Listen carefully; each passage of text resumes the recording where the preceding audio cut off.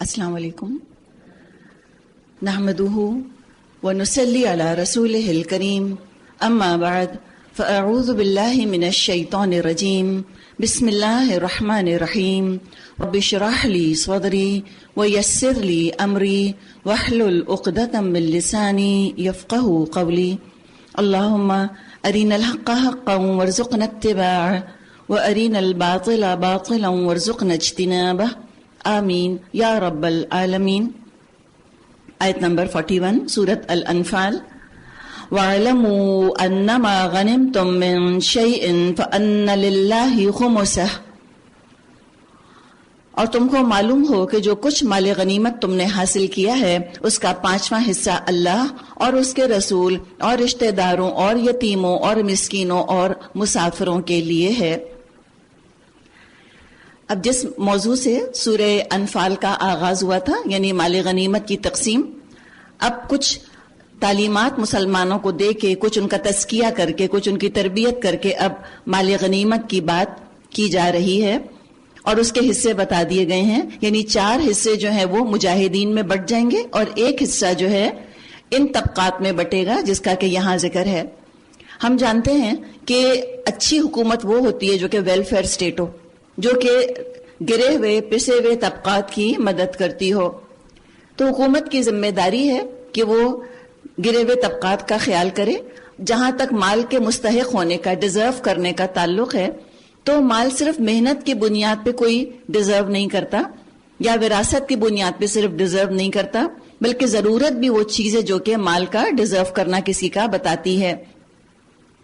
تو معاشرے میں ایسے لوگ ہوتے ہیں، غریب ہوتے ہیں، مسکین ہوتے ہیں، یتیم ہوتے ہیں، تو ان کے اپنے ہینڈی کیپس ہوتے ہیں، لہٰذا ان پر بھی مال خرچ کرنا ہے۔ حکومت کی بھی ذمہ داری ہے، کلیکٹیو رسپانسبلٹی، اور انڈیویجولز کی بھی انفرادی ذمہ داری ہے کہ وہ ایسے لوگوں کا خیال کریں۔ اس سے معاشرے میں سکون اور امن رہتا ہے۔ ان کنتم آمنتم باللہ وما انزلنا علی عبدنا یوم الفرقان یوم التقى الجمعان واللہ علی کل شیء قدیر، اگر تم ایمان لائے ہو اللہ پر اور اس چیز پر جو فیصلے کے روز یعنی دونوں فوجوں کی مڈبھیڑ کے دن ہم نے اپنے بندے پر نازل کی، تو یہ حصہ بخوشی ادا کرو اور اللہ ہر چیز پر قادر ہے۔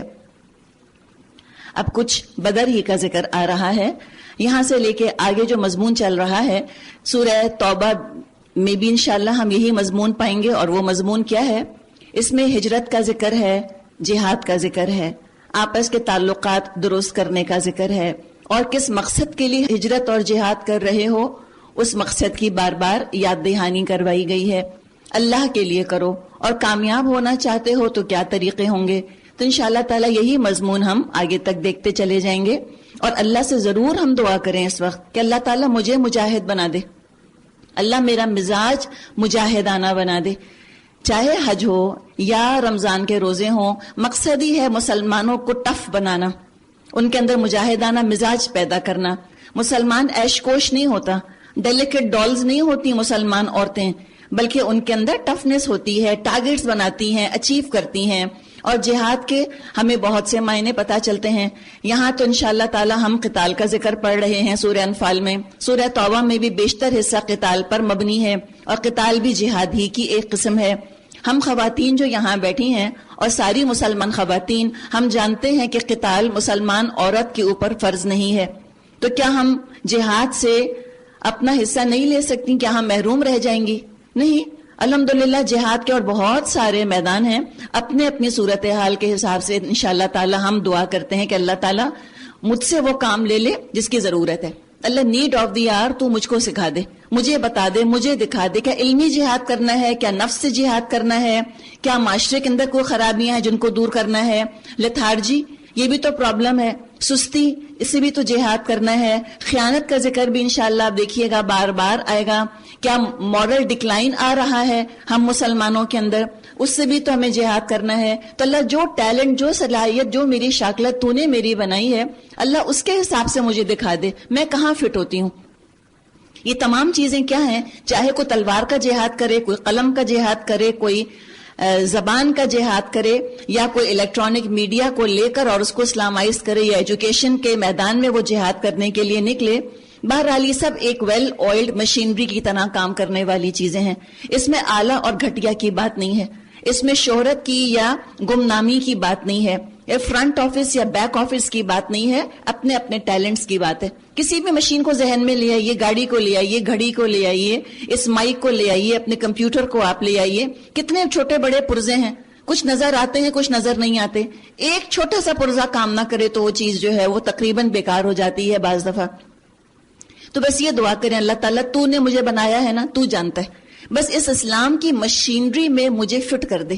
چاہے چھوٹی جگہ ہو چاہے بڑی جگہ ہو, چھوٹے اور بڑے ہونے سے اہمیت نہیں ہوتی. اللہ کی نظر میں کیا ہے, ان اکرمکم عند اللہ اتقاکم, سب سے زیادہ اللہ کی نظر میں باعزت تم میں سے وہ ہے جس میں سب سے زیادہ تقوی ہے, سب سے زیادہ خلوص کے ساتھ, سچائی کے ساتھ, انٹرسٹ لے کر, کمٹمنٹ کے ساتھ, اپنا کاز سمجھتے ہوئے, اپنی ذات پر احسان سمجھتے ہوئے اللہ سے ہم دعا کرتے ہیں کہ اللہ تعالی ہمیں اس کام کے لیے چن لے اور تو ہمیں فٹ کر دے. استخارہ ہم کریں, دعا ہم کریں, ہم اپنے آپ کو والنٹیئر کریں, اور کام لینا مجھ سے میرے رب کا کام ہے انشاءاللہ تعالی. تو یہ مضمون ذہن میں رکھیں, انشاءاللہ کافی باتیں آپ کو سمجھ میں آ جائیں گی. اب بدر کا ذکر ہے, ترجمہ ہے, یاد کرو وہ وقت جب تم وادی کے اس جانب تھے اور وہ دوسری جانب پڑاؤ ڈالے ہوئے تھے, اور قافلہ تم سے نیچے ساحل کی طرف تھا. اگر کہیں پہلے سے تمہارے اور ان کے درمیان مقابلے کی قرارداد ہو چکی ہوتی تو تم ضرور اس موقع پر پہلو تہی کر جاتے. وَلَكِنْ لِيَقْضِيَ اللَّهُ أَمْرًا كَانَ مَفْعُولًا, لیکن جو کچھ پیش آیا وہ اس لیے تھا کہ جس بات کا فیصلہ اللہ کر چکا تھا اس کو ظہور میں لے آئے. بہت خوبصورت بات ہے. مسلمانوں نے پلاننگ نہیں کری تھی بدر کی. اگر آپ ٹائم مینجمنٹ کی اصطلاح میں سمجھیں تو Q1 کے اندر غزوہ بدر ہو گیا, کوئی پلاننگ نہیں, کوئی پہلے سے تیاری نہیں. تو پتہ یہ چلا کہ پلان کرنا, تیاری کرنا, پری ایمپٹ کر لینا چیزوں کو, اچھی پلاننگ کر کے نکلنا, پہلے سے بتا دینا کہ بھئی یہ کام ہے, یہ اچھی مینجمنٹ کا حصہ ہے. لیکن بعض دفعہ کوئی غیر معمولی صورتحال ایسی پیدا ہو سکتی ہے کہ پہلے سے پلاننگ نہ ہو پائے. تو نہ ہی لیڈر کو بلیم کیا جائے گا, نہ ہی اس کو کوئی ہڑبونگا پن سمجھا جائے گا. یہ تو پیچھے کی تربیت ہے جو کہ کام آئے گی کہ Q1 میں جب تم کو کوئی کام کہا گیا, ارجنسی ہو گئی, ایمرجنسی ہو گئی, تو پھر تم نے کس تنظیم کے ساتھ اور کس طرح منظم ہو کر اور کتنے آرگنائز ہو کر تم نے کام کیا. تو ہر چیز پلان ہم کر نہیں سکتے. بہت زیادہ میٹیکلس پلاننگ کریں گے, بعض دفعہ ٹو مچ پلاننگ بھی ایکسلنس کے راستے میں رکاوٹ بن جاتی ہے. ایک حد تک پلاننگ کیجئے, ایک حد تک چیزوں کو فلوئڈ چھوڑنا بھی ضروری ہوتا ہے کہ ایز اینڈ وین ریکوائرڈ اس کے اندر ایڈجسٹمنٹ ہو جائے گی. بدر نے ہمیں بہت کچھ سکھا دیا. اور اللہ تعالیٰ نے یہ حق اور باطل کا مارکا کیوں کرایا؟ ترجمہ ہے تاکہ جسے ہلاک ہونا ہے وہ دلیل روشن کے ساتھ ہلاک ہو, اور جسے زندہ رہنا ہے وہ دلیل روشن کے ساتھ زندہ رہے. یعنی اپنی زندگی کا مقصد خود تو متعین کر لو, ڈٹرمن کر لو کس لیے زندہ ہو. کبھی تنہائی میں بیٹھ کر اپنا سیل فون بند کر کے, ٹیلی فون بند کر کے, سارے باہر کے آوازوں کو بند کر کے اپنے آپ کے ساتھ بیٹھ جائیے اور اپنے آپ سے پوچھئے میری زندگی کا مقصد کیا ہے, میں کیوں زندہ ہوں, میں پڑھ رہی ہوں تو کیوں, جاب کر رہی ہوں تو کیوں, بچے پال رہی ہوں تو کیوں, کھانا پکا رہی ہوں تو کیوں. ریزن پوچھئے, چاہے آپ 16 سال کی ہوں یا 60 سال کی ہوں, ایج کو رہنے دیجئے اس وقت. اگر اللہ نے عقل دی ہے, حواس اپنے قابو میں ہیں تو پوچھئے, اور اپنی زندگی کا مقصد ڈٹرمن کر لیجئے. اگر تو اندر سے پکار یہ آتی ہے کہ تم دنیا سمیٹنے کے لیے ایجوکیشن حاصل کر رہی ہو, تم لوگوں میں واہ واہ کروانے کے لیے بچے پال رہی ہو, تم بیسٹ ہوسٹس کہلانے کے لیے گھر اپنا خوبصورت سجاتی ہو, صاف ستھرا رکھتی ہو اور کھانا پکاتی ہو, سو بی اٹ, ٹھیک ہے. تو انسان سوچ لے کہ میں دنیا کے لیے زندہ ہوں, میں یہ دنیا سمیٹنے کے لیے زندہ ہوں, بائی ہک اور بائی کرک, شریعت رہے یا ٹوٹے, اللہ کی حدیں قائم رہے یا اللہ کی حدیں قائم نہ رہیں, اللہ خفا ہو یا اللہ خوش ہو, رسول کی اطاعت ہو یا نہ ہو, میں نے مقصد اپنا دنیا سمیٹنا بنا لیا, پھر ڈٹ کے دنیا حاصل کرے. لیکن انجام یاد رکھے, انجام قرآن نے بتا دیا ایسے لوگوں کا, اور دنیا کی حیثیت بتا دی کہ وَمَا الْحَيَاةُ الدُّنْيَا إِلَّا مَتَاعُ الْغُرُورِ. دوسری طرف اگر آپ نے فیصلہ کیا, اور اللہ کرے میں اور آپ یہ فیصلہ کریں کہ میں آخرت کے لیے زندہ ہوں, میں او لیول کر رہی ہوں, اے لیول کر رہی ہوں, میڈیسن کر رہی ہوں, میٹرک کر رہی ہوں, مڈل کر رہی ہوں, کچھ کر رہی ہوں, مدرسے میں پڑھ رہی ہوں, قرآن حفظ کر رہی ہوں, یا میں کچھ کر رہی ہوں, میں اللہ کے دین کے لیے کر رہی ہوں, شیکسپیئر بھی پڑھ رہی ہوں تو کیوں شیکسپیئر پڑھ رہی ہوں؟ تاکہ میری انگلش اتنی اچھی ہو جائے کہ آج اتنی دنیا والے جو ہیں وہ انگریزی زبان بولتے سمجھتے ہیں، میں اس زبان میں اللہ کا پیغام لوگوں تک پہنچا دوں. اور کسی بھی زبان میں مہارت حاصل کرنے کے لیے اس زبان کا لٹریچر پڑھنا ضروری ہوتا ہے. اور آپ نے سوچا کہ میں اس لیے اپنا گھر صاف ستھرا رکھتی ہوں تاکہ میرے گھر والوں کے حقوق پر زد نہ پڑے. میں اس لیے بچے پال رہی ہوں تاکہ میں بہترین مجاہد اور مجاہدہ تیار کر سکوں. تو اگر یہ سوچ لیا ہے، میں نوکری اس لیے کرتی ہوں کہ میں اپنے حقوق بھی پورے کروں جائز طریقے سے، اور میں اللہ کی راہ میں بھی اپنی کمائی میں سے دے سکوں، میں اپنے لیے جنت حاصل کر سکوں. اگر آپ نے یہ سوچ لیا کہ مجھے آخرت کمانی ہے تو ڈٹ جائیں اور دونوں ہاتھوں سے آخرت سمیٹیں. دونوں ہاتھوں سے آخرت سمیٹنے میں ہو سکتا ہے کبھی نہ کبھی دنیا کا لاس تھوڑا بہت ادھر ادھر ہو جائے، ڈزنٹ میٹر، لیکن یقین رکھیں کہ اللہ کے وعدے میرے لیے ہیں. تو یہی بات کہی گئی ہے کہ تم کانشیس ہو کے جیو، مقصد بنا کے جیو، ایسی رینڈم زندگی مت گزارو. یہ نہیں ہونا چاہیے کہ زندگی تم کو گزارے، تم زندگی کو گزارو. کنٹرول تمہارے ہاتھ میں ہونا چاہیے. اور دعائیں کرو وَإِنَّ اللَّهَ لَسَمِيعٌ عَلِيمٌ، یقیناً اللہ سننے اور جاننے والا ہے. اب آگے دیکھیے کچھ تعداد کی بات آ رہی ہے، ہمارے لیے بھی بڑا سبق ہے. ہماری ایک مینٹیلٹی بن گئی ہے ہیڈ کاؤنٹ کرنے کی. ہم بہت زیادہ کو بہت اچھا، یا ہم بہت زیادہ کو بہت کامیاب، یا بہت زیادہ کو ہم قابل قبول سمجھتے ہیں. کہیں درس میں بھی آپ دیکھیں لوگ پوچھیں کتنے لوگ آ رہے ہیں، کیا پتا آپ یہاں سے جاتی ہوں لوگ آپ سے پوچھتے ہوں کتنے لوگ درس میں آ رہے ہیں. اس سے کیا ہوتا ہے؟ اور ضروری نہیں ہے کہ تعداد جو ہے وہ اللہ کے قبولیت کا بھی کوئی معیار ہو، یا زیادہ تعداد جو ہے وہ قابلیت کی علامت ہو، یا زیادہ تعداد جو ہے وہ قبولیت کی یا کامیابی کی علامت ہو. کوئی ضروری نہیں ہے. بعض دفعہ ہوتا یہ ہے کہ کم تعداد میں لو پروفائل رہ کر کام کرنا آسان ہو جاتا ہے. اور یہ بھی ضروری ہے. ہمارا جسم آپ دیکھیں بڑی بڑی آرٹریز بھی ہیں، لیکن بڑی بڑی آرٹریز وہاں خون نہیں پہنچا سکتی جہاں چھوٹی چھوٹی کیپلریز پہنچا دیتی ہیں. تو کیپلریز کی بھی تو ضرورت ہے نا، کتنی ٹائنی ہوتی ہیں، چھوٹی چھوٹی سی ہوتی ہیں. تو زیادہ تعداد بھی بعض دفعہ ضروری ہوتی ہے، اور کم تعداد بعض دفعہ نیسیسٹی ہوتی ہے. اور زیادہ تعداد وہاں پر اگر ہو جائے تو پرابلم کریٹ ہو جائے. بعض دفعہ ہائی پروفائل ہو کر کام کرنا اہم ہوتا ہے، بعض دفعہ لو پروفائل رہ کر کام کرنا اچھا ہوتا ہے. بعض دفعہ شہرت فائدہ دیتی ہے، بعض دفعہ گمنامی فائدہ دیتی ہے. تو اللہ سے مانگیں، نہ شہرت کی طلب رکھیں نہ گمنامی کی طلب رکھیں. اپنے آپ کو اس سے آپ بے نیاز کیجئے، اللہ پہ معاملہ چھوڑ دیجئے کہ اللہ جس میں دین کی بہتری ہے اس طرح معاملہ ہو جائے. اللہ اگر بہت زیادہ لوگ چاہیے اس وقت دین کے لیے، اللہ بہت زیادہ بھیج دے. اللہ کا تھوڑے کفایت کر رہے ہیں تھوڑے دے دے. تو یہ نمبر گیم نہیں ہے اسلام، اس کو یاد رکھیے. اسی میں آپ دیکھیں کچھ فگرز کا ذکر آ رہا ہے.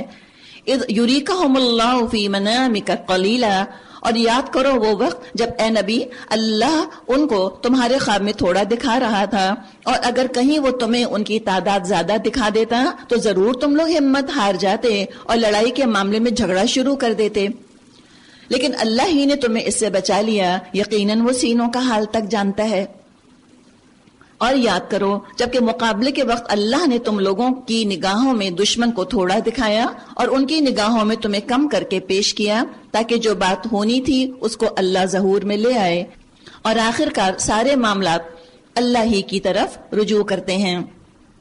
اچھا اب کیا کرنا چاہیے جب جہاد کے میدان میں انسان کھڑا ہو جائے؟ اگر مجاہد فی سبیل اللہ بننے کا پکا ارادہ کر ہی لیا، اور اللہ کرے میں نے اور آپ نے ارادہ تو کر ہی لیا، ہم ایڈمیشن تو لے لیں، ہم داخلہ تو لے لیں اللہ تعالیٰ کے اس ایکسکلوسیو کلب کے اندر جو کہ مجاہدوں کے لیے ہے. ہم جہاد کریں اور ایز اینڈ وین ریکوائرڈ جہاں بھی ضرورت پڑے ہم کو اللہ تعالیٰ وہاں لے جا کر فٹ کر دے، تاکہ اسلام کی مشینری جو ہے وہ اسموتھ کام کرتی رہے. اب اس کی کیا کیا ریکوائرمنٹس ہیں، کرنا کیا کیا ہے، اب ذرا کاؤنٹ کرتی جائیے اور دعا ساتھ ساتھ کرتے جائیں، میں بھی اور آپ بھی، کہ اللہ ہمیں ایسا بنا دے، اللہ مجھے ایسا بنا دے. اب کیا کرنا ہے؟ یا ایھا الذین آمنو، کون ہے یہ آمنو؟ کہاں ہے یہ؟ اپنا نام کہ آپ کہیے، میں بھی کہوں لبیک اللہ، اللہ میں حاضر ہوں، اللہ میں حاضر ہوں. اللہ کو والنٹیئرز چاہیے. اللہ گردنیں پکڑ پکڑ کے نہیں لاتا کسی کو. اللہ کو نیشنلائز کرنے کا شوق نہیں ہے، اپنی مرضی سے دو. تم میں شوق ہونا چاہیے، تمہارا شوق اللہ دیکھے گا، پھر تمہارا سلیکشن ہوگا. دنیا میں تو قابلیت کی بنیاد پر ہوتا ہے، اللہ کے ہاں شوق کی بنیاد پر، جذبے کی بنیاد پر، خلوص کی بنیاد پر، تقوی کی بنیاد پر سلیکشن ہوتا ہے. تو میں اور آپ اپنے دل کے بٹوے کو ٹٹول لیں ذرا. کیا ہے؟ اذا لقیتم فئۃ، جب تمہارا کسی گروہ سے مقابلہ ہو.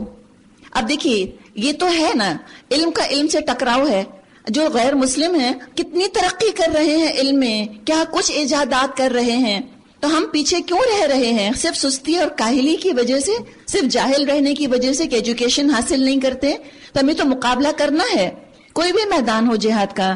تو جب تمہارا مقابلہ ہو تو کیا کرو؟ فَثْبُتُوا، ثابت قدم رہو. لوٹنے کا، پلٹنے کا، بھاگنے کا، پیٹ دکھانے کا کبھی بھی مت سوچنا. It's not an option at all. اور ثابت قدم رہنے کے لیے کیا کرو؟ وَاذْكُرُوا اللَّهَ كَثِيرًا، اللہ کو کثرت سے یاد کرو.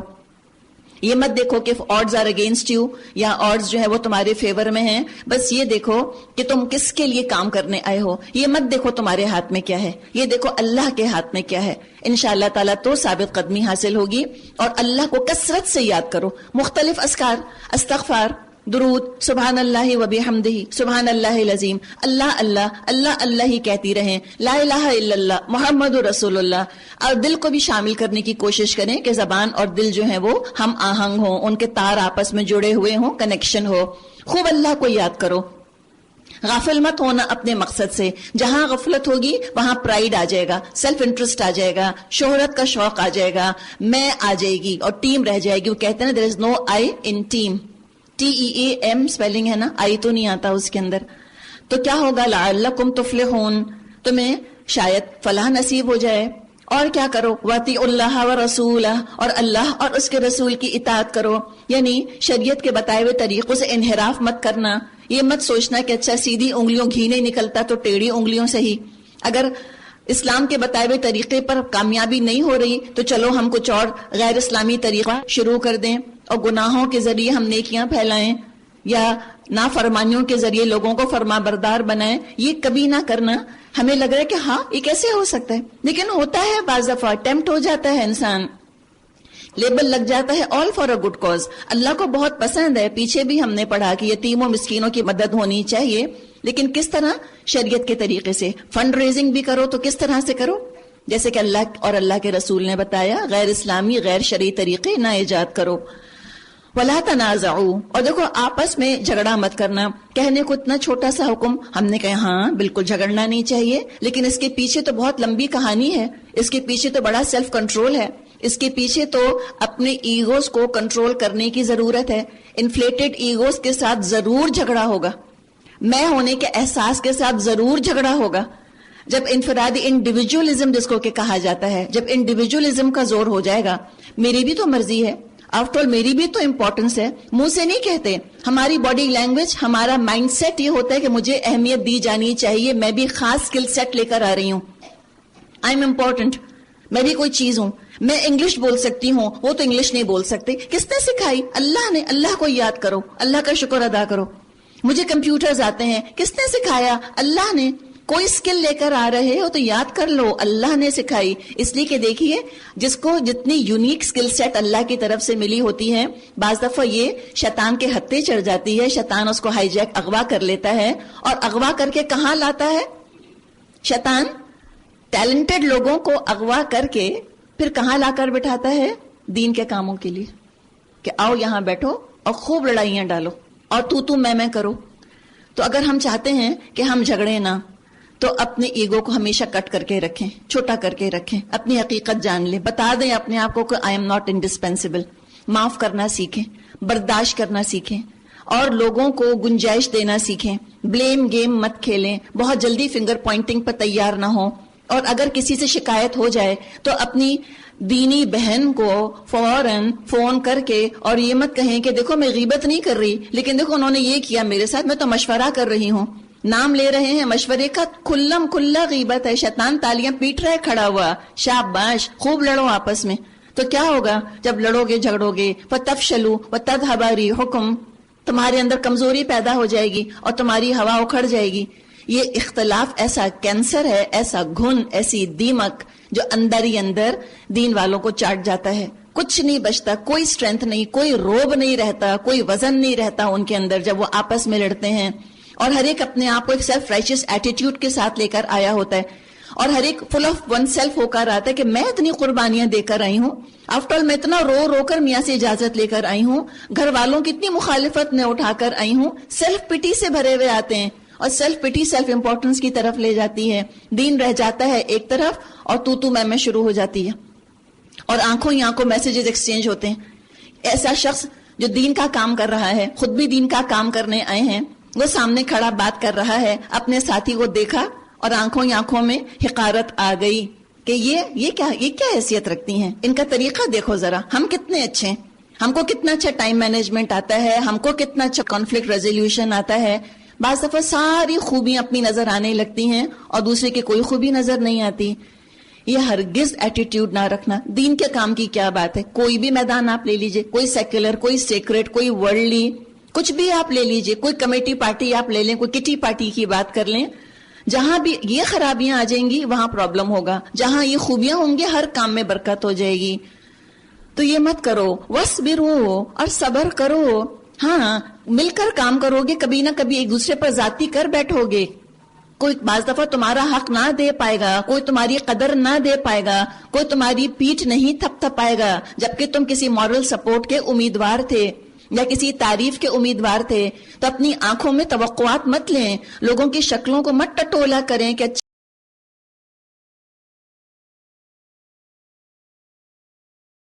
ان کی شکلوں پر اب میں اپنے لیے تعریف دیکھوں, ان کی آنکھوں میں اپنے لیے تحسین دیکھوں. وہ اللہ پر چھوڑ دیں, اللہ پر.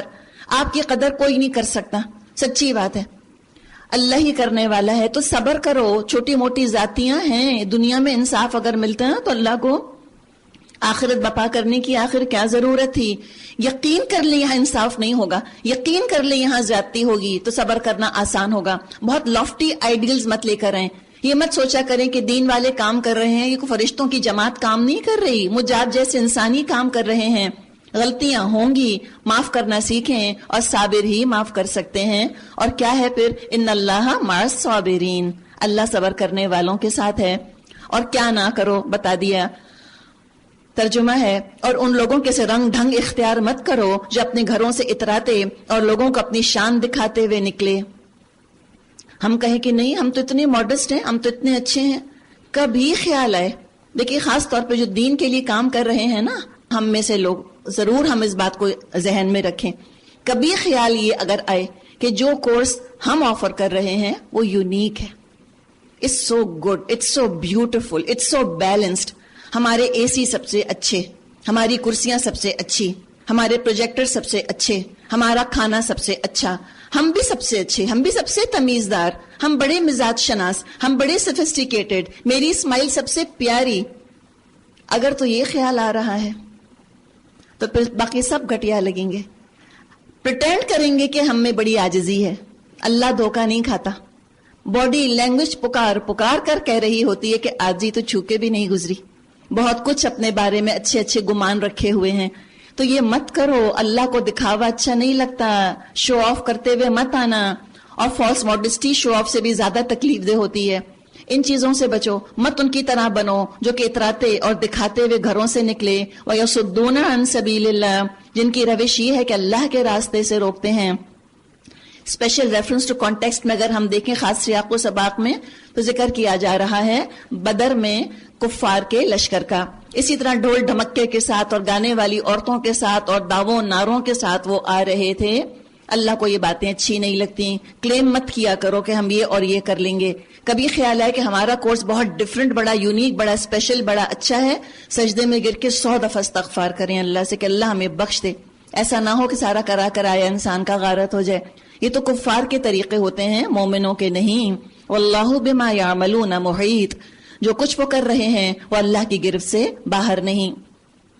اور دیکھیے جہاں تک چیزوں کی بات ہے نا, کوئی اے سی کے لیے نہیں آتا. جو اے سی کے لیے آتا ہے وہ اے سی خراب ہونے سے فوراً روانہ بھی ہو جاتا ہے. کوئی کھانے کے لیے دین پڑھنے نہیں آتا. جو کھانے کے لیے آتا ہے ایک دفعہ اس کو فوڈ پوائزننگ اگر ہو گئی, آپ کے ہاں کا ڈرنک پی کر اگلی دفعہ غائب ہو جائے گا, آئے گا ہی نہیں. جو دین کے لیے آئے گا وہ جمع رہے گا. یہ تو خالی بلانے کی, تھوڑی سی اٹریکٹ کرنے کی چیزیں ہیں. یہ مقصد نہیں ہے کہ اے سی میں آ کر بٹھا دیا جائے. اور مسکرانا کیا مقصد ہے, کیوں مسکرا رہی ہیں دوسروں کو دیکھ کر؟ اللہ سے جوڑنے کے لیے. یہ بھی ایک جہاد ہی ہے دراصل. اسی کا جہاد کروا لے مجھ سے, میرے چہرے کا ہی جہاد, میرے ایکسپریشنز کا جہاد.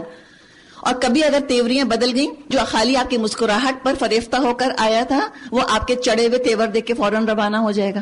ان چیزوں پہ توکل مت کریں. اصل چیز دین ہے. اے سی ہو نہ ہو, کھانا ہو نہ ہو, قالین اور کرسیاں ہوں یا نہ ہو, پروجیکٹر ہوں یا نہ ہو, حق ہونا چاہیے, حق ہونا چاہیے. تو وہاں جائیں جہاں حق ہے. گلیمر دیکھ کے کبھی کہیں مت جایا کیجیے. اور گلیمر پلس حق مل رہا ہے, ویری گڈ. اور گلیمر کیا ہے؟ مقصد نہیں, بلانے کا ذریعہ. یہ بھی گلیمر پیدا کرنے والے اور گلیمر دیکھنے والے سب یاد رکھیں اس چیز کو, اللہ ہر چیز کو دیکھ رہا ہے.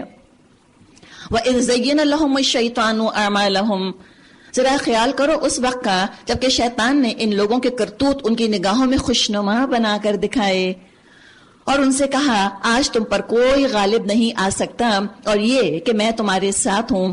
یعنی کفار کے لشکر کی اس طرح اس نے مورائل بوسٹ کیے کہ چلو چلو تم تو آج ایسے ہو کہ تم تو انولنریبل ہو, کوئی تم پر قابو نہیں پا سکے گا. پھر کیا ہوا؟ فَلَمَّا تَرَاءَتِ الْفِئَتَانِ, مگر جب دونوں گروہوں کا آمنا سامنا ہوا تو وہ الٹے پاؤں پھر گیا اور کہنے لگا میرا تمہارا ساتھ نہیں ہے, میں وہ کچھ دیکھ رہا ہوں جو تم نہیں دیکھتے. اور کیا کہنے لگا؟ شیطان کی باتیں تو سنیں ذرا. انی اخاف اللہ, یا تو جھوٹا ہے, کہہ رہا ہے میں اللہ سے ڈرتا ہوں, یا یہ ہے کہ اللہ سے ڈرنا اور پھر اللہ کی بات نہ ماننا, تو پھر یہ تو خالص ابلیسیت ہو گئی, یہ تو خالص شیطانیت ہو گئی. واللہ شدید العقاب, اور اللہ سزا دینے میں بہت سخت ہے. جبکہ منافقین اور وہ سب لوگ جن کے دلوں کو روگ لگا ہوا ہے کہہ رہے تھے ان لوگوں کو تو ان کے دین نے خبط میں مبتلا کر دیا. Look at these fanatics, look at these crazy people. وَمَن يَتَوَكَّلْ عَلَى اللَّهِ, حالانکہ جو کوئی اللہ پر بھروسہ کرے فَإِنَّ اللَّهَ عَزِيزٌ حَكِيمٌ, تو یقیناً اللہ بڑا زبردست اور دانا ہے. مومن کا توکل اسباب پہ نہیں ہوتا, اسباب تو ضرورت ہوتے ہیں.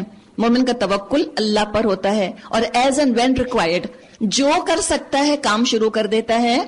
دیکھیے ہارڈ ویئر سے کام نہیں چلے گا. ہم نے بہت کچھ جو ہے وہ چیزیں بنا لی, بڑی بڑی بلڈنگز بنا لی, بہت کچھ بنا لی ہے, بڑے خوبصورت مسجدیں ہیں, ان میں شینڈلیئرز لگے ہوئے ہیں, سب کچھ ہے, لیکن یہ چیزیں یہ دراصل اہم نہیں ہیں. اہم کیا ہے؟ جذبات. اہم کیا ہے؟ پرخلوص لوگ. مومن تولے جاتے ہیں. تو مسلمان تو اتنے تھوڑے سے تھے, 313 کا عدد آتا ہے بدر میں, اور کوئی بہت زیادہ ویل اکوپڈ بھی نہیں تھے, بہت تھوڑے سے ان کے پاس ہتھیار تھے, بہت تھوڑی سی ان کے پاس سواریاں تھیں. تو کیسے جیتے؟ کیسے جیتے؟ اللہ کی مدد سے اور خلوص کی وجہ سے. لیکن جو دیکھنے والے تھے وہ تو اسباب دیکھ رہے تھے کہ ابھی تو یہ بھی نہیں ہے تمہارے پاس, ابھی تو وہ بھی نہیں ہے تمہارے پاس, تو تم کیسے جیتو گے؟ اور کہتے تھے یہ تو بے وقوف ہو گئے ہیں, ان کے دین نے تو ان کو کریزی کر دیا ہے. وَلَوْ تَرَى, اور اللہ تبصرہ فرماتا ہے کاش تم ان کی حالت کو دیکھ سکتے جبکہ فرشتے مقتول کافروں کی روحیں قبض کر رہے تھے اور ان کے چہروں اور پیٹھوں پر ضربیں لگاتے تھے اور کہتے جاتے تھے ذوقوا عذاب الحریق, اب جلنے کی سزا بھگتو. کب؟ جب ان کی جان قبض کر رہے تھے. بعض دفعہ لوگ پوچھتے ہیں عذاب قبر کہاں لکھا ہے, تو دیکھیے یہ ثبوت ہے نا یہاں پر. عین موت کے وقت ان کو یہ عذاب دیا جا رہا تھا. نظر آتا ہے؟ نظر نہیں آتا. یہ جو ہے یہ بدن پر فزیکلی نہیں ہو رہا. فرشتے عالم الغیب کی چیز ہیں, روح عالم الغیب کی چیز ہے, اور عالم الغیب ہی میں یہ معاملہ ہو رہا ہے. ہم دنیا میں اس کو ناپ تول نہیں سکتے. کسی مرنے والے کا سرین چہرہ دیکھ کر ہم اندازہ نہیں لگا سکتے کہ اس کی روح بھی اتنی ہی سرین ہے, اور کسی مرنے والے کے اوپر کچھ تکلیف کے آثار دیکھ کر ہم یہ اندازہ نہیں لگا سکتے کہ اس کی روح بھی اذیت میں مبتلا ہے. یہ تو سب فزیکل چیزیں ہیں. یہاں تو ریالٹی, ایکچوئل جو اسپرچل حالت ہے وہ بتائی جا رہی ہے. اور یہ عذاب قبر کیسے ہوتا ہے واللہ عالم. مجھے اور آپ کو تو اس بات سے مطلب ہے کہ اللہ تعالیٰ مجھے اس سے اپنی پناہ میں رکھے, اللہ تعالیٰ مجھ پر عذاب قبر نہ ہو, مجھے اس سے بچا لے. تو وہ تو عذاب قبر بھی ہے اور فرشتے بھی ان کی جان نکال رہے ہیں. کیوں یہ عذاب ملا؟ ذالک, اس وجہ سے کہ وہ جزا ہے جس کا سامان تمہارے اپنے ہاتھوں نے پیشگی مہیا کر رکھا تھا, ورنہ اللہ تو اپنے بندوں پر ظلم کرنے والا نہیں ہے. یہ معاملہ ان کے ساتھ اسی طرح پیش آیا جس طرح آل فرعون اور ان سے پہلے کے دوسرے لوگوں کے ساتھ پیش آتا رہا. انہوں نے اللہ کی آیات کو ماننے سے انکار کیا اور اللہ نے ان کے گناہوں پر ان کو پکڑ لیا. آگے انشاءاللہ ہم پڑھیں گے فرعون کے بارے میں کہ فرعون ڈوبا اور اللہ تعالیٰ نے کہہ دیا کہ اس کو صبح و شام آل فرعون کو آگ پر پیش کرو. اسی طرح قوم نوح کے بارے میں ہم پڑھیں گے اغرقوا وادخلوا النار, پانی میں ڈوبے اور آگ میں نکلے, آگ میں داخل کر دیے گئے. تو یہ سب عالم الغیب کی چیزیں ہیں. قرآن کے شروع ہی میں ہم سے کہہ دیا گیا تھا اس کتاب سے ہدایت ان کو ملے گی یؤمنون بالغیب، جو کہ غیب پر ایمان رکھتے ہیں. اس کو چکھ کے، سونگ کے، چھو کے نہیں سمجھا جا سکتا. ورلڈی گیجٹس ہمیں نہیں بتا سکتے کہ عالم الغیب میں کیا معاملہ ہو رہا ہے. تو کیا ہوا؟ ان اللہ قوی شدید العقاب. انہوں نے اللہ کی آیات کو ماننے سے انکار کیا اور اللہ نے ان کے گناہوں پر انہیں پکڑ لیا. اللہ قوت رکھتا ہے اور سخت سزا دینے والا ہے. یہ اللہ کی اس سنت کے مطابق ہوا کہ وہ کسی نعمت کو جو اس نے کسی قوم کو عطا کی ہو اس وقت تک نہیں بدلتا جبکہ وہ قوم خود اپنے طرز عمل کو نہیں بدل دیتی. اللہ سب کچھ سننے اور جاننے والا ہے. دیکھیے اللہ کی صفات پر غور، یہ بھی تقوی پیدا کرنے کا سبب بنتا ہے، اللہ سے قربت کا سبب بنتا ہے. کداب آل فرعون، آل فرعون اور ان سے پہلے کی قوموں کے ساتھ جو کچھ پیش آیا وہ اسی ضابطے کے مطابق تھا. انہوں نے اپنے رب کی آیات کو جھٹلایا، تب ہم نے ان کے گناہوں کی پاداش میں انہیں ہلاک کر دیا اور آل فرعون کو غرق کر دیا. یہ سب ظالم لوگ تھے. یقیناً اللہ کے نزدیک زمین پر چلنے والی مخلوق میں سب سے بدتر وہ لوگ ہیں جنہوں نے حق کو ماننے سے انکار کر دیا پھر کسی طرح اس کو قبول کرنے پر تیار نہیں، خصوصاً ان میں سے وہ لوگ جن سے آپ نے معاہدہ کیا اور پھر وہ ہر موقع پر اس کو توڑتے ہیں اور ذرا اللہ کا خوف نہیں کرتے. بس اگر یہ لوگ تمہیں لڑائی میں مل جائیں تو ان کی ایسی خبر لو کہ ان کے بعد جو دوسرے لوگ ایسی روش اختیار کرنے والے ہیں وہ حواس باختہ ہو جائیں. توقع ہے بد عہدوں کے اس انجام سے وہ سبق لیں گے. وَإِمَّا تَخَافَنَّ مِنْ قَوْمٍ خِيَانَةً، اور اگر کبھی تمہیں کسی قوم سے خیانت کا اندیشہ ہو. اب دیکھیں پھر خیانت کا یعنی کہ اپنے عہد کی پاسداری وہ نہ کر رہے ہوں، کوئی انٹریکس کر رہے ہیں یا وہ کوئی سازشیں کر رہے ہیں، اندر ہی اندر گڑھا کھود رہے ہیں، اوپر سے دوستی کا ہاتھ بڑھا رہے ہیں اور تمہیں پتہ چل گیا کہ وہ خیانت کر رہے ہیں تو کیا کرو؟ معاہدہ توڑ دو، بریک کر دو. فَانبِذْ إِلَيْهِمْ عَلَى سَوَاءٍ، اور اگر تمہیں کبھی کسی قوم سے خیانت کا اندیشہ ہو تو اس کے معاہدے کو اعلانیہ ان کے آگے پھینک دو. ان اللہ لا يحب الخائنین، یقیناً اللہ خیانت کرنے والوں کو پسند نہیں کرتا. دعا کریں کہ اللہ تعالیٰ مجھے خیانت سے بچا لے، میری آنکھ کو بھی خیانت سے بچا لے، اللہ میرے حواسوں کو بھی بچا لے. بڑی بڑی مادی چیزوں میں خیانت سے تو اللہ ہم سب کو بچائے. جو اللہ نے نعمتیں ہم کو دی ہیں، آنکھ، ناک، کان، زبان، اس کی بھی ہم امانت کی پاسداری کریں. ہمیں پتہ ہے کہ ہمارے پاس یہ امانت ہے اللہ کی طرف سے، ہم ان سے وہ کام نہ لیں جس سے کہ اللہ تعالیٰ نے ہمیں روک دیا، اس لیے کہ اللہ کو اچھے نہیں لگتے خیانت کرنے والے. میں تو چاہتی ہوں کہ میں اپنے رب کو اچھی لگوں. ساتھ ہی ساتھ دعا کریں رمضانوں میں کہ اللہ تعالیٰ مجھ میں وہ ساری خوبیاں پیدا کر دے جو تجھ کو اچھی لگتی ہیں. اللہ مجھے ایسا بنا دے. اللہ پہ توکل ہے نا، اپنی کمزوری کو میں کیوں دیکھوں، میں اپنے رب کی عطا کو کیوں نہ دیکھوں جو اتنا دینے والا ہے. وَلَا يَحْسَبَنَّ الَّذِينَ كَفَرُوا سَبَقُوا، منکرین حق اس غلط فہمی میں نہ رہیں کہ وہ بازی لے گئے ہیں، یقیناً وہ ہم کو ہرا نہیں سکتے. اب دیکھیے اتنی اچھی ہمیں ہدایت دی جا رہی ہے. وَأَعِدُّوا لَهُم مَّا اسْتَطَعْتُمْ، اور لوگوں جہاں تک تمہارا بس چلے زیادہ سے زیادہ طاقت اور تیار بندھے رہنے والے گھوڑے ان کے مقابلے کے لیے مہیا رکھو تاکہ اس کے ذریعے سے اللہ کے اور اپنے دشمنوں کو اور ان دوسرے اعداء دوسرے دشمنوں کو خوف زدہ کر دو جنہیں تم نہیں جانتے مگر اللہ جانتا ہے. یعنی کہا جا رہا ہے کہ تم اپنی پوری قوت کے ساتھ تیاری رکھو. What ever you can do best, جو کر سکتے ہو پورے کا پورا کرو. اور طاقت کا بعض دفعہ اظہار بھی ضروری ہوتا ہے. کیوں؟ طاقت کا اظہار، کیا طاقت کا حصول، مثال کے طور پہ نیوکلیئر ویپن کا حصول کیا ہے؟ جنگ کرنے کے لیے نہیں بلکہ ڈیٹرنٹ کے لیے. تو بعض دفعہ نیوکلیئر ویپن کا حامل ہونا یہ ایک ڈیٹرنٹ بھی بن جاتا ہے. اور اس کا ڈسپلے کرنا کیوں ضروری ہے؟ ریا الناس کے لیے نہیں، دکھاوے کے لیے نہیں، اترانے کے لیے نہیں، بلکہ دشمن کو خوفزدہ کرنے کے لیے، اس کو بتانے کے لیے اگر تم نے ہماری طرف آنکھ اٹھائی، تم نے ہماری طرف ہاتھ بڑھایا تو طاقت ہمارے پاس بھی موجود ہے. اور یہ آج ہم دنیا میں دیکھ رہے ہیں. اتنے عرصے سے جو اتنی کو بہت بڑی جنگ عظیم نہیں ہوئی، اس کی ایک وجہ نیوکلیئر ویپنز کا حصول بھی ہے. ان کو پتا ہے اگر ہم نے ان کا کچھ بگاڑنا چاہا تو اس سے بڑھ کر ہمارا بگاڑ سکیں گے. تو 1450 سال پہلے اللہ تعالیٰ نے یہ اصول دے دیا. وَمَا تُنْفِقُوا مِنْ شَيْءٍ فِي سَبِيلِ اللَّهِ يُوَفَّ إِلَيْكُمْ وَأَنْتُمْ لَا تُظْلَمُونَ. اللہ کی راہ میں جو کچھ تم خرچ کرو گے اس کا پورا پورا بدل تمہاری طرف پلٹایا جائے گا اور تمہارے ساتھ ہرگز ظلم نہ ہوگا.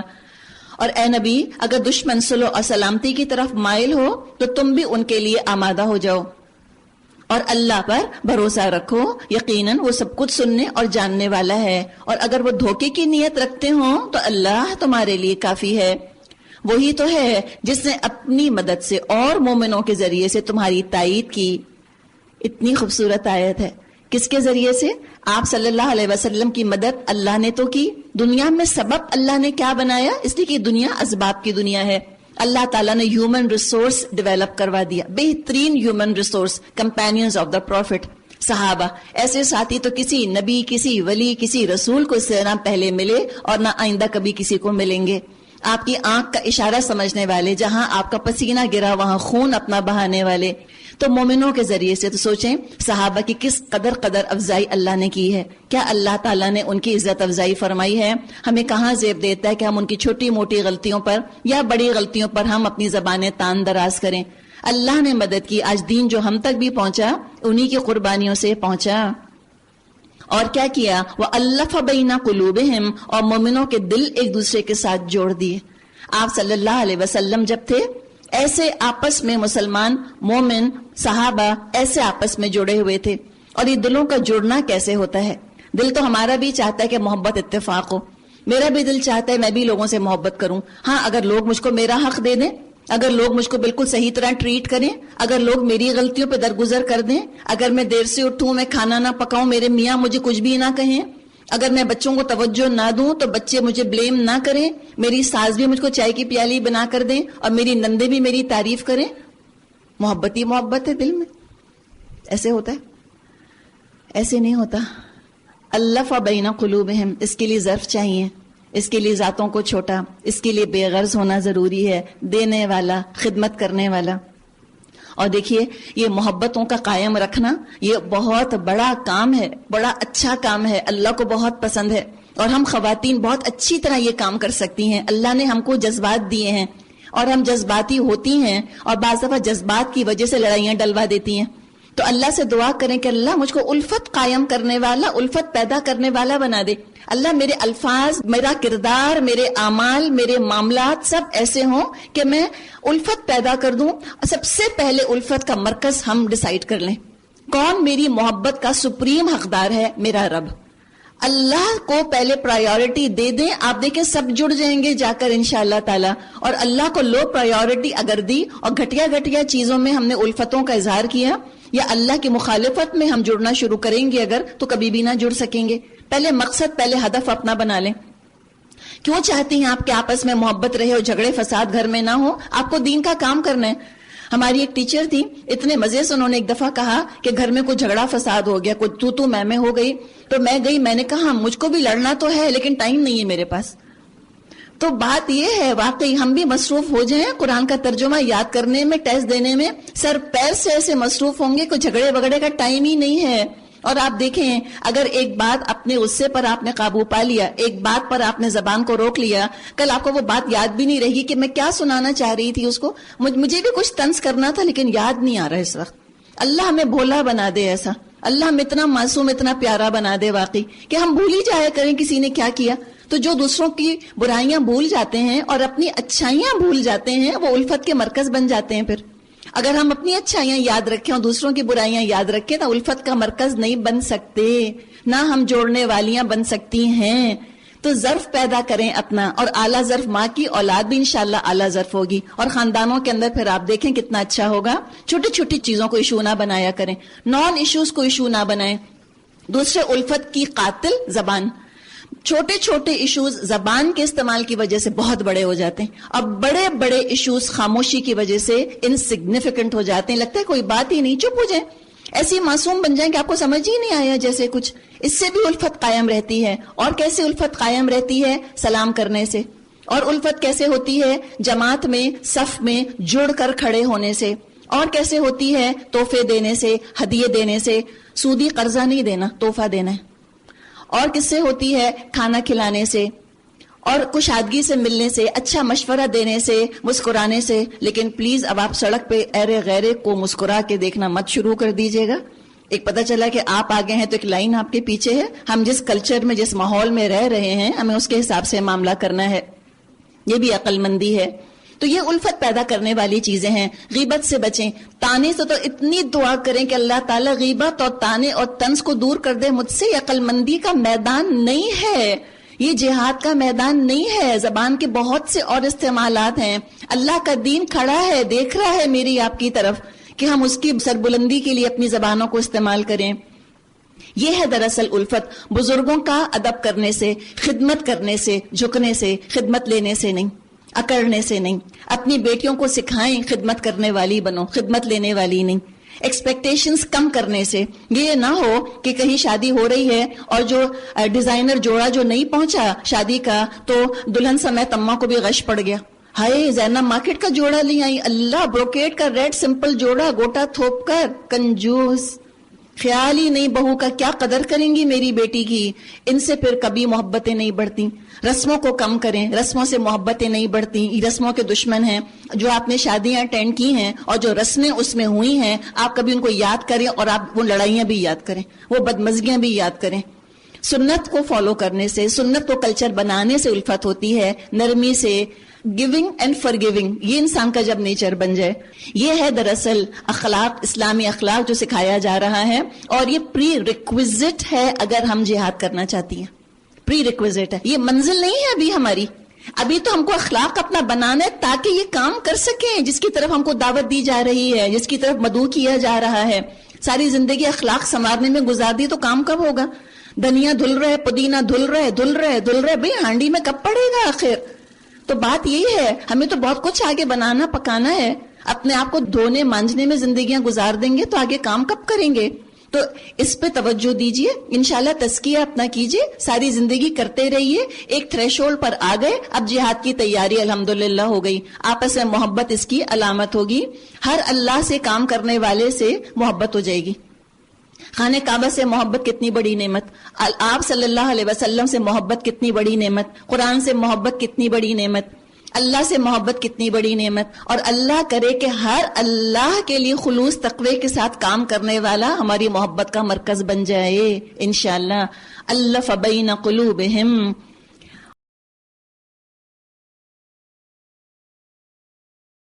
مومنوں کے دل ایک دوسرے کے ساتھ جوڑ دیے. تم روئے زمین کی ساری دولت بھی خرچ کر ڈالتے تو ان کے دلوں کو نہ جوڑ سکتے تھے. وَلَكِنَّ اللَّهَ أَلَّفَ بَيْنَهُمْ، مگر وہ اللہ ہے جس نے ان کے دل جوڑ دیے. اس لیے کہ وہ علیم بذات الصدور ہے نا.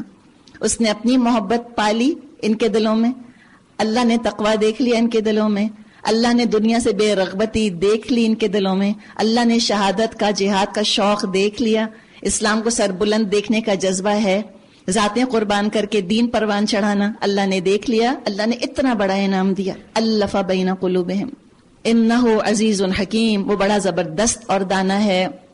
اے نبی تمہارے لیے اور تمہارے پیرو اہل ایمان کے لیے تو بس اللہ کافی ہے. حسبک اللہ.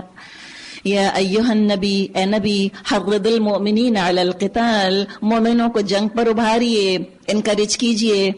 کہاں چھپائیں گے ان آیات کو بتائیے؟ کیا بلینکو کریں گے؟ کیا ہاتھ رکھیں گے؟ اور کیوں رکھیں؟ ٹھیک ہے بدر ہے، ڈیفینسو جنگ ہے، لیکن یہ کہنا خالی ڈیفینسو جنگیں ہوئیں، جی نہیں. ابھی سورہ توبہ آ رہی ہے، ہمیں پتہ چل جائے گا کہ اوفینسو جنگیں بھی ہوئیں. کیوں ابھارے قتال کے لیے؟ War in order to have peace. اگر سب لوگ ایسے اچھے ہو جاتے جو پیار سے بات سمجھ لیتے، چلو تم قتل نہیں کرو آئندہ، چلو اچھے بچے تم آئندہ چوری نہیں کرنا، ایسے سنتے ہیں لوگ بات. بہت اچھے پیارے ہونا، تم دیکھو گاڑی تیز نہیں چلانا. ایسے ہوتا ہے؟ ایسے ہوتا ہے کوئی نہیں. ہم کس دنیا میں رہ رہے ہیں؟ جنت ہماقہ، فولز پیراڈائز میں رہ رہے ہیں. ایسے ہوتا نہیں. جنگ کی ضرورت ہوتی ہے. اسلام نے ڈیفینسو وارز بھی لڑی اور آپ صلی اللہ علیہ وسلم نے اوفینسو وارز بھی لڑی، ایز اینڈ وین ریکوائرڈ، جس چیز کی ضرورت ہے. یاد رکھیے اسلام کا مقصد نہ جنگ ہے نہ امن.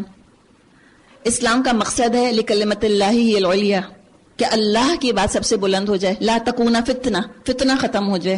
یہ مقصد ہے. اس مقصد کے لیے جنگ کرنی ہے جنگ کرو، دوستی کرنی ہے دوستی کرو.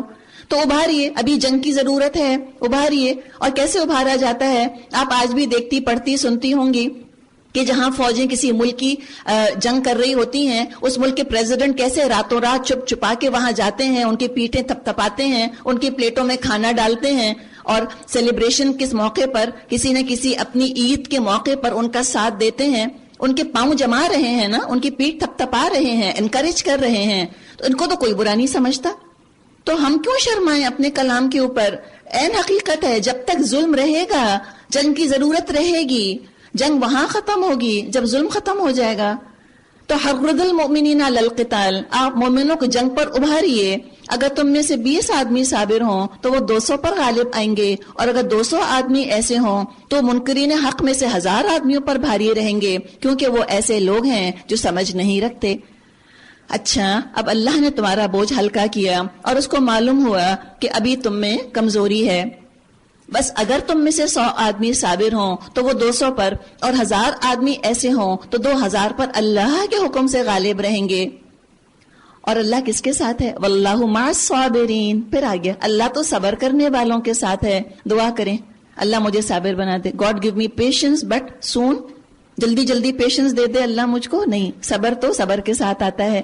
اور کب آتا ہے صبر کا موقع؟ کب آتا ہے؟ جب مشکلات پڑیں، پھر اللہ دیکھتا ہے. اور صبر کے لیے انسان کو مینٹلی تیار ہونا ہوتا ہے. ریہرسل کرتی رہا کریں. اگر یہ یوں ایسا واقعہ ناگوار پیش آیا تو میں یوں بہیو کروں گی. اپنے آپ کو دیکھا کریں ذہن کے آئینے میں کہ میں کیسے بہیو کر رہی ہوں. پریپریشن جب ہو جائے گی آپ کی، پھر جب موقع آئے گا انشاءاللہ تو صبر کر جائیں گے. ما کان لنبی ان یکون لہ اسرا حتی یثقن فی الارض. کسی نبی کے لیے یہ زیبا نہیں ہے کہ اس کے پاس قیدی ہوں جبکہ وہ زمین میں دشمنوں کو اچھی طرح کچل نہ دے. تم لوگ دنیا کے فائدے چاہتے ہو، حالانکہ اللہ کے پیش نظر آخرت ہے، اور اللہ غالب اور حکیم ہے. اگر اللہ کا نوشتہ پہلے نہ لکھا جا چکا ہوتا تو جو کچھ تم لوگوں نے لیا اس کی پاداش میں تم کو بڑی سزا دی جاتی. بس جو کچھ تم نے مال حاصل کیا ہے اسے کھاؤ کہ وہ حلال اور پاک ہے، اور اللہ سے ڈرتے رہو. واتقوا اللہ، اللہ سے ڈرو. جنگ میں بھی تقوی مت چھوڑنا، جنگ کے آفٹر میتھ میں بھی تقوی مت چھوڑنا. کچھ بدر میں پکڑے گئے قیدیوں کا ذکر ہے. بدر میں بری طرح کفار کو شکست ہوئی. 70 سردار ان کے، 70 لوگ مارے گئے، 70 قیدی بنا کر لائے گئے. آپ صلی اللہ علیہ وسلم کے دل میں جو نرم گوشہ تھا انسانوں کے لیے، آپ نے اکثر و بیشتر کا فدیہ لے کر ان کو چھوڑ دیا. یہ آپ کا فیصلہ تھا، لیکن اللہ یہ چاہ رہا تھا کہ دشمن کا اس وقت زور توڑا جائے. پرولونگڈ وار نہ ہو، شارٹ اینڈ کرسپ ہو، یعنی پرزور جنگ ہونی چاہیے. اچھی طرح دشمن کا زور ایک دفعہ ٹوٹ جائے تاکہ بار بار جنگ کرنے نہ آئے. ہوا کیا کہ بدر میں جو قیدیوں کو چھوڑا گیا، احد میں سارے کے سارے دوبارہ آ گئے. تو دیکھیں برائی جو ہے اس کو فریش لیز آف لائف مل جاتی ہے. تو لیکن یہاں پر جب فدیہ لے لیا، اللہ نے کہا چلیں ٹھیک ہے، کوئی بات نہیں، آپ کھا لیں، کوئی حرج نہیں ہے. ان اللہ غفور رحیم، یقیناً اللہ درگزر کرنے والا اور رحم فرمانے والا ہے. اے نبی، تم لوگوں کے قبضے میں جو قیدی ہیں ان سے کہو اگر اللہ کو معلوم ہوا کہ تمہارے دلوں میں کچھ خیر ہے تو وہ تمہیں اسے بڑھ چڑھ کر دے گا جو تم سے لیا گیا ہے، اور تمہاری خطائیں معاف کرے گا. اللہ درگزر کرنے والا اور رحم فرمانے والا ہے. امیزنگ انداز قرآن کا. یہ ہے انسانوں کو بنانے والی کتاب، بیش کرنے والی کتاب نہیں ہے. یہ نہیں کہا کہ دیکھا اور لڑو کفر کے لیے، آ گئے نا قیدی بن کے، مغلوب ہو گئے نا. یہ انداز نہیں ہے. ان کو بھی تبلیغ ہو رہی ہے جو بدر میں قیدی بن کر آئے ہیں. یہ موقع بھی نہیں چھوڑا خیر خواہی کا قرآن نے اور اسلام نے اور اللہ نے اور اللہ کے رسول نے. ان کو بھی انسینٹیو دیا جا رہا ہے، ان کے زخموں پر بھی مرہم رکھا جا رہا ہے. اسلام گرتے کو ٹھوکر نہیں لگاتا، اسلام تو گرتوں کو اٹھانے آیا ہے. یہ قیدی ہیں، انجرڈ، ان کی سیلف ریسپیکٹ ہے اس وقت، اس پہ مرہم رکھا جا رہا ہے، ان کو ہیل کیا جا رہا ہے. کوئی بات نہیں تم آج قیدی ہو، آج تم مغلوب ہو تو کوئی بات نہیں. اگر تمہارے دل میں شرمندگی ہے، تمہیں اندازہ ہو گیا کہ ہم غلط کاز کے لیے اپنے آپ کو کھپا اور لگا رہے تھے، اٹس اوکے. اللہ تم کو دوبارہ موقع دے گا اور اللہ تعالیٰ تمہارے گناہ بخش دے گا. جو تم نے خرچ کیا ہے، جو تم نے فدیہ دیا ہے، اس سے بڑھ کے اللہ تم کو لوٹا دے گا. کیا خوبصورت ہمارا دین ہے اگر ہمیں سمجھ آئے اور ہم وقت لگا کر ذرا اس کا علم حاصل کر لیں. آگے فرمایا لیکن ساتھ یہ بھی خبردار کر دی کہ غدار اگر ہیں، کوئی ٹریٹرز ہیں، کوئی پریٹینڈ کر رہے ہیں تو بتا دیا ترجمہ ہے لیکن اگر وہ تیرے ساتھ خیانت کا ارادہ رکھتے ہیں تو اس سے پہلے وہ اللہ کے ساتھ خیانت کر چکے ہیں، چنانچہ اسی کی سزا اللہ نے ان کو دی کہ وہ تیرے قابو میں آ گئے، اللہ سب کچھ جانتا ہے اور حکیم ہے۔ اب دیکھیے بھی ہم نے بات کی تھی نا ہجرت اور جہاد کی، آگے دیکھیے ذرا سا تھوڑا سا ہم یہاں پہ معاملے کو سمجھ لیتے ہیں تاکہ آگے آسانی ہو جائے۔ سورہ توبہ میں کثرت کے ساتھ نفاق کا ذکر آ رہا ہے۔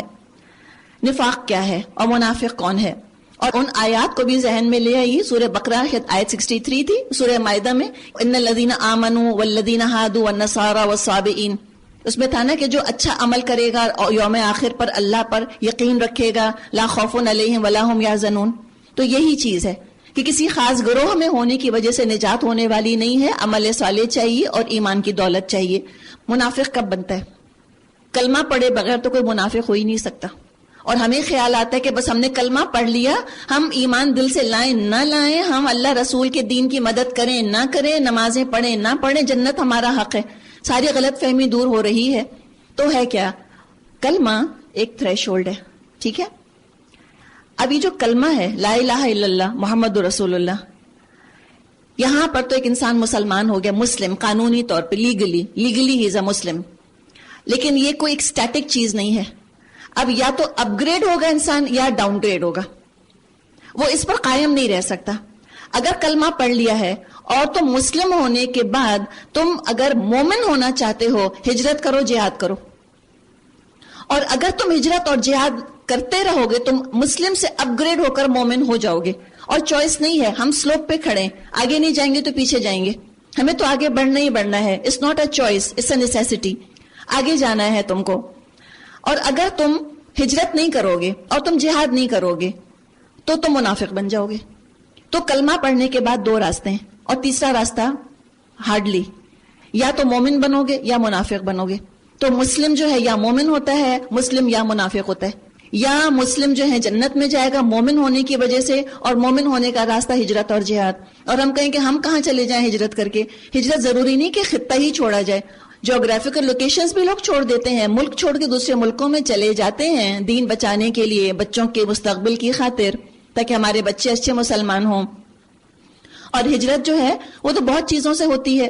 کسی نے پوچھا ای الہجرت افضل یا رسول اللہ، سب سے اچھی ہجرت کون سی ہے؟ آپ نے جواب دی ان تہجر ما کریہ ربک، کہ تو چھوڑ دے ان چیزوں کو جو تیرے رب کو بری لگتی ہیں۔ آپ لسٹ بنا لیجئے، کنفیشن کی ضرورت نہیں، چپکے سے خاموشی سے آپ اکیلے میں بیٹھ کے بنا لیجئے کیا کیا چیزیں میں ایسی کر رہی ہوں جو کو مجھے چھوڑنے کی ضرورت ہے۔ عادتیں ہیں کیا، کوئی جاب ہے، کوئی لائف سٹائل ہے، کوئی ریڈنگ مٹیریل ایسا ہے، کیا کوئی لنکس ہیں، کیا کوئی ویب سائٹس ایسے ہیں جن کو چھوڑنے کی ضرورت ہے؟ تو ٹھیک ہے، ہجرت کرے انسان، جاہدو، اور جہاد کرے اپنے آپ سے۔ سب سے اچھا جہاد اور بنیادی جہاد کہ اپنے آپ کو اللہ کی اطاعت میں دیا جائے، اس کے بعد جہاد کیجئے اور لوگوں کو بتائیے، اٹ موسٹ اپنے آپ کو لگائیے۔ جہاد کا مطلب ہوتا ہے struggling to the utmost, خوب کوشش کرے، جد و جہد کرے انسان، اور سب سے مشکل راہ کا پتھر خود کو مسلمان بنانا، سچی بات، باقی تو ساری کہانیاں، خود کو بنانا، اپنے اوپر دین کو نافذ کر لینا۔ اور دس is possible, this is practical, یہ ہم کر سکتے ہیں۔ تو پاسبل ٹارگٹس اپنے لیے بنائیے، پریکٹیکل ٹارگٹس اپنے لیے بنائیے۔ اپنے آپ کو دے دیا، لیکن یہ اب اختتام نہیں ہے، یہ بھی کرو، آگے لوگوں کو بھی بتاؤ، گھر میں بھی اسلام نافذ کرو، آگے نکل کر ملک کو دیکھو، معاشرے کو دیکھو، اور انٹرنیشنل لے کے جاؤ تم اس دعوت کو۔ تو جہاد تو بہت کچھ ہے، بہت سے لیولز ہیں، اور ہائیسٹ اس کی چوٹی پھر قتال فی سبیل اللہ ہے۔ تو انسان دیکھ لے کہ نیڈ آف دی آر کیا ہے، میں کہاں فٹ ہو سکتی ہوں، جو ابھی ہم نے بات کی تھی۔ تو اب وہی بات کی جا رہی ہے، ان الذین آمنوا، بے شک جو لوگ ایمان لائے، وہاجروا، اور جنہوں نے ہجرت کی، وجاہدوا، اور جنہوں نے جہاد کیا، باموالہم وانفسہم، اپنے مالوں اور اپنی جانوں کے ساتھ، فی سبیل اللہ، اللہ کے لیے۔ اور دوسری کیٹیگری والذین آووا ونصروا، اور وہ جنہوں نے کہ ان کو پناہ دی اور ان کی مدد کی۔ مہاجر یا انصار؟ مہاجر کون؟ جو بھی اسٹرگل کر رہا ہے۔ انصار کون؟ کہ جو اسٹرگل کر کے کسی ایک پلیٹو پر پہنچ چکا، الحمدللہ اس کا جہاد کسی نہ کسی طرح کامیاب ہو گیا، اس کو سیکیورٹی مل گئی ہے۔ کیا پتا ایک خاتون اپنے گھر میں ابھی جہاد کر رہی ہیں، مہاجر ہیں، کیا پتا آپ کے گھر والے الحمدللہ آپ کے ساتھی بن گئے. اب آپ ان کی مدد کیجئے جو کہ اسٹرگل کر رہے ہیں, جو ہجرت کر رہے ہیں, جو جہاد کر رہے ہیں. آپ انصار بن جائیے, آپ مددگار بن جائیے, آپ انکریج کیجئے, آپ ان سے سوشل کانٹیکٹ رکھیے, ہمت بندھائیے. تو کیا ہے, اولئک بعضهم اولیاء بعض, وہی دراصل ایک دوسرے کے ولی, ایک دوسرے کے دوست ہیں. رہے وہ لوگ جو ایمان تو لے آئے مگر ہجرت کر کے دارالاسلام میں نہیں آئے, ان سے تمہارا ولایت کا کوئی تعلق نہیں جب تک کہ وہ ہجرت کر کے نہ آ جائیں. ہاں, اگر وہ دین کے معاملے میں تم سے مدد مانگیں تو ان کی مدد کرنا تم پہ فرض ہے, مگر کسی ایسی قوم کے خلاف نہیں جس سے تمہارا معاہدہ ہو. جو کچھ تم کرتے ہو اللہ اس کو دیکھتا ہے. جو لوگ منکر حق ہیں وہ ایک دوسرے کی حمایت کرتے ہیں. الا تفعلوا, اگر یہ سب کچھ تم نہ کرو گے, کیا نہ کرو گے, سارا پچھلے مضمون کی طرف اشارہ ہے. ایک دوسرے کی مدد نہ کرو گے, صبر نہ کرو گے, آپس میں محبت اگر نہیں کرو گے, اگر تم معاہدوں کا احترام نہ کرو گے, اگر تم جہاد فی سبیل اللہ میں خود کو نہ لگاؤ گے, تو کیا ہوگا, تکن فتنہ ہو جائے گا فی الارض, زمین میں, وفساد کبیر, اور بہت بڑا فساد برپا ہو جائے گا. جو لوگ ایمان لائے اور جنہوں نے اللہ کی راہ میں گھر بار چھوڑے اور جدوجہد کی اور جنہوں نے پناہ دی اور مدد کی, وہی سچے مومن ہیں. پھر دیکھیے جہاد, پھر دیکھیے ہجرت. ہم دعا کریں کہ اللہ تعالی ہمیں مہاجر بنا دے. لا علمی سے اللہ ہم کو علم کی طرف آنے والا بنا دے, ہجرت کرنے والا. اللہ بدعتوں سے ہم کو سنتوں کی طرف آنے والا مہاجر بنا دے, ہجرت کرنے والا, جہاد کرنے والا. اللہ تعالی ظلم سے ہم کو عدل کی طرف لیا. اللہ تعالیٰ ہم کو گناہوں سے نیکیوں کی طرف لیا. اللہ بجائے کہ ہم کو گناہ اچھے اور انٹرٹیننگ لگے, اللہ نیکیوں میں ہماری انٹرٹینمنٹ بنا دے. دس از ویری ویری پاسبل, ہو سکتا ہے. تو کیا ہوگا, جنہوں نے گھر بار چھوڑے اور جدوجہد کی اور جنہوں نے پناہ دی اور مدد کی, فرمایا اولئک هم المؤمنون حقا, یہی سچے مومن ہیں. لہم مغفرۃ ورزق کریم, ان کے لیے خطاؤں سے درگزر ہے اور بہترین رزق ہے. تو دیکھیں کہ ہجرت کیا ہے, بنیادی طور پہ اپنا کمفرٹ زون چھوڑنا. اپنا کمفرٹ زون چھوڑنا بڑا مشکل ہے. ہیبٹس کو چھوڑنا, ہم ہیبٹس کے غلام ہیں. دیز آر کیجز, یہ پنجرے ہیں, ہم نے خود بنائے ہیں, یہ بارز ہم نے خود اریکٹ کی ہیں. اس کمفرٹ زون کو چھوڑنا, ایک نیا لائف سٹائل, نئے پیرامیٹرز پر زندگی کو لے کر آنا آسان نہیں ہے, لیکن سب سے مشکل انیشل سٹیپس ہوتے ہیں. آج سحری پہ آپ اٹھی ہوں گی نا, سب سے مشکل کب ہوتا ہے, آنکھ کا کھلنا اور بستر پر اٹھ کے بیٹھنا. یہی سب سے مشکل ہے نا, سب سے مشکل وہی چیز ہوتی ہے. ایک دفعہ آنکھ کھل گئی, آپ اٹھ گئی, آپ نے ذرا سا پانی کا چھینٹا منہ پہ ڈال لیا, الحمدللہ نیند بھاگ گئی, اس کے بعد آسان. الحمدللہ پھر آپ نے کھایا پیا, پھر آپ نے نماز پڑھی, اس کے بعد آپ جاگی, یا جو کچھ آپ کو کرنا تھا, بچوں کو اسکول بھیجا, اب چاقو چوبند ہے, ہماری آنکھیں خوب کھلی ہیں. رفتہ رفتہ ہوا نا, گریجول. تو آسانی آتی چلی جاتی ہے, لیکن انیشل سٹیپ سب سے زیادہ مشکل ہوتے ہیں. تو اس سے نہ گھبرائے, اور یہی سب سے زیادہ ولنریبل سٹیج ہوتا ہے. بھاگ کھڑے ہوتے ہیں لوگ اسی سٹیج کے اوپر, انیشل سٹیجز پہ, جب وہ کمفرٹ زون چھوڑ کے نکل رہے ہوتے ہیں. یہاں ان کو مدد کی ضرورت ہوتی ہے, اندر سے اسٹرانگ ریزولو کی, اللہ کو یاد کرنے کی ضرورت ہوتی ہے. اس کمزوری کے سٹیج سے گزر گئے, الحمدللہ آگے اسموتھ سیلنگ ہے. تو فرمایا کہ اللہ تعالیٰ ان کو بہترین رزق دے گا. اور جو لوگ بعد میں ایمان لائے اور ہجرت کر کے آ گئے اور تمہارے ساتھ مل کر جد و جہد کرنے لگے, وہ بھی تم ہی میں شامل ہیں, مگر اللہ کی کتاب میں خون کے رشتے ایک دوسرے کے زیادہ حقدار ہیں. ان اللہ بکل شیء علیم, یقیناً اللہ ہر چیز کو جانتا ہے. سورۃ التوبہ. براءۃ من اللہ ورسولہ الی الذین عاہدتم من المشرکین, اعلان برات ہے اللہ اور اس کے رسول کی طرف سے ان مشرکین کو جن سے تم نے معاہدے کیے تھے. سورہ انفال, اس میں بدر کا ذکر ہے. بدر سمجھیں, اس کو ہم کہیں بگننگ آف دی اینڈ, یعنی کہ اندرون عرب اسلام کا غلبہ مکمل ہو رہا تھا. بدر اس کا نقطۂ آغاز تھی. سورہ توبہ میں جو معاملات آ رہے ہیں, یہ سمجھیں کہ آپ صلی اللہ علیہ وسلم کا مقصد اپنے اختتام کو, یعنی اپنے کمال کو پہنچ رہا تھا. وہ جو ہلال تھا کمزور سا تھا, وہ بدر کامل اب بن رہا تھا, فل مون الحمدللہ بن رہا تھا. اللہ کے فضل سے آپ اپنے مقصد میں الحمدللہ کامیاب ہو رہے تھے. تو اس میں ہم اب ذکر پڑھ رہے ہیں اس وقت کا کہ جب اسلام کا غلبہ عرب میں پورا ہو رہا تھا. جو معاہدے کفار سے کیے گئے تھے وہ اس لیے تھے کہ ذرا اسلام طاقتور ہو جائے, لوگوں کو ذرا مہلت دے دی جائے, وقت دے دیا جائے. یہ جو آیات ہم شروع کی پڑھ رہے ہیں یہ 9 ہجری میں نازل ہوئی. اب تک آغاز وحی سے لے کر ہجرت تک 13 سال صرف مکہ اور اس کے قریبی علاقوں میں تبلیغ کی گئی. ہجرت کے بعد دوسرا جو مرحلہ تھا فیز 2 جو تھا, پورا عرب آپ کی دعوت کا میدان بن گیا. اور اس کے 3 مائل سٹونز ہم دیکھتے ہیں اندرون عرب اسلام کے غلبے کے: صلح حدیبیہ, پھر فتح مکہ, اور 9 ہجری میں یہ جو حج ہے جو ابو بکر رضی اللہ عنہ جس کے امیر بنا کر بھیجے گئے تھے. تو یہاں پر یہ خطبہ آپ صلی اللہ علیہ وسلم پر سمجھے یہ وحی نازل ہوئی, اور یہ پورے کا پورا آپ صلی اللہ علیہ وسلم نے علی رضی اللہ عنہ کے حوالے انسٹرکشنز کو کیا اور ان سے کہا کہ وہ جا کر یہ اناؤنس کر دیں کہ اب یہ کنڈیشنز ہیں جو کہ نافذ ہو رہی ہیں. سورہ توبہ میں ہم کچھ پالیٹکس کا ذکر بھی پڑھیں گے, سیاست کا, اور سیاست کے ساتھ ہم کو تقوی کا ذکر بھی ملے گا. پتہ چلا تقوی خالی جانماز یا رمضان یا عمرے کے لیے نہیں ہے, پولیٹیکل تقوی بھی مسلمانوں کو اختیار کرنا ہے اگر دنیا میں باعزت مقام چاہتے ہیں. اور وہ مضمون یاد کر لیں کہ اسلام کا کوئی مقصد معاہدے کرنا یا یہ سب کچھ کرنا نہیں ہے, اسلام کا غلبہ ہے. اب غلبہ جب ہو رہا ہے الحمدللہ, جب لوگ بیماری سے نکل کر ریکور کر رہے ہیں تو بس ٹھیک ہے, اب ان کو صحت مند ہونے کے لیے انکریج کرو تاکہ سب دین میں آ جائیں. فَسِيحُوا فِي الْأَرْضِ 4 أَشْهُرٍ, بس تم لوگ ملک میں 4 مہینے اور چل پھر لو, اور جان رکھو تم اللہ کو عاجز کرنے والے نہیں ہو, اور یہ کہ اللہ منکرین حق کو رسوا کرنے والا ہے. اطلاع عام ہے اللہ اور اس کے رسول کی طرف سے حج اکبر کے دن, حج اکبر عرفہ کو کہا جاتا ہے اس لیے کہ یہ اعلان کیا جا رہا ہے کس سال, جس سال ابو بکر صدیق امیر حج بنا کر بھیجے گئے تھے, اور اس دن عرفہ جمعے کو نہیں تھا. یہ ہمارے ہاں ایک مسکنسیپشن ہے, غلط العام ہے.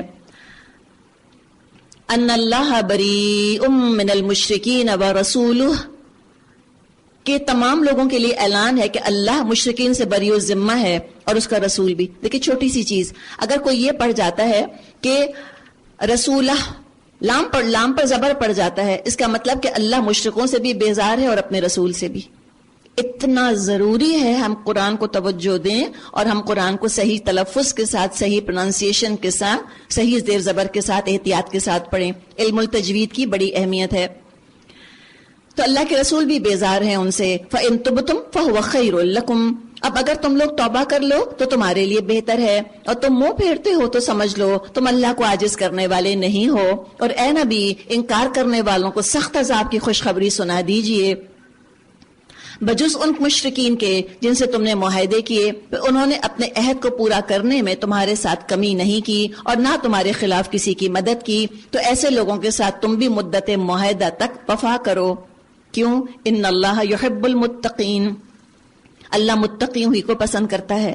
اتنا اچھا بیلنس, اس قدر ہوش, اس قدر حکمت, یہ وہی فوج رکھ سکتی ہے جو فی سبیل اللہ نکلی ہو. انڈیویجول تقوی وہ بھی آسان نہیں, کلیکٹیو تقوی, ٹیم ورک کے اندر تقوی, اور ایسے موقع پہ جب جنگ ہو رہی ہو, ایڈرینلن ہائی ہو رہی ہو اور ہوش سے زیادہ جوش ہو, اس میں ہوش پر قائم رہنا. آپ دیکھیں کیا تربیت دی نبی اکرم صلی اللہ علیہ وسلم نے اپنے صحابہ کو, اور قرآن کس قدر خوبصورت تعلیمات دے رہا ہے کہ اللہ کے لیے نکلے ہونا, یہ کوئی انتقام لینے کی جنگ نہیں ہے, غصہ نکالنے کی جنگ نہیں ہے, ناانصافی کی جنگ نہیں ہے. تو تم بھی اسی فریم آف مائنڈ کے ساتھ نکلو, یہی تمہارا رویہ بھی ہونا چاہیے. پھر فرمایا فَإِذَا انسَلَخَ الْأَشْهُرُ الْحُرُمُ, جب حرام مہینے گزر جائیں تو مشرکین کو قتل کرو جہاں پاؤ, اور انہیں پکڑو اور گھیرو, اور ہر گھات میں ان کی خبر لینے کے لیے بیٹھو. پھر اگر وہ توبہ کر لیں اور نماز قائم کریں اور زکوٰۃ دیں تو انہیں چھوڑ دو, اللہ درگزر کرنے والا اور رحم فرمانے والا ہے. اور اگر مشرکین میں سے کوئی شخص پناہ مانگ کر تمہارے پاس آنا چاہے تاکہ اللہ کا کلام سنے تو اس کو پناہ دے دو, یہاں تک کہ وہ اللہ کا کلام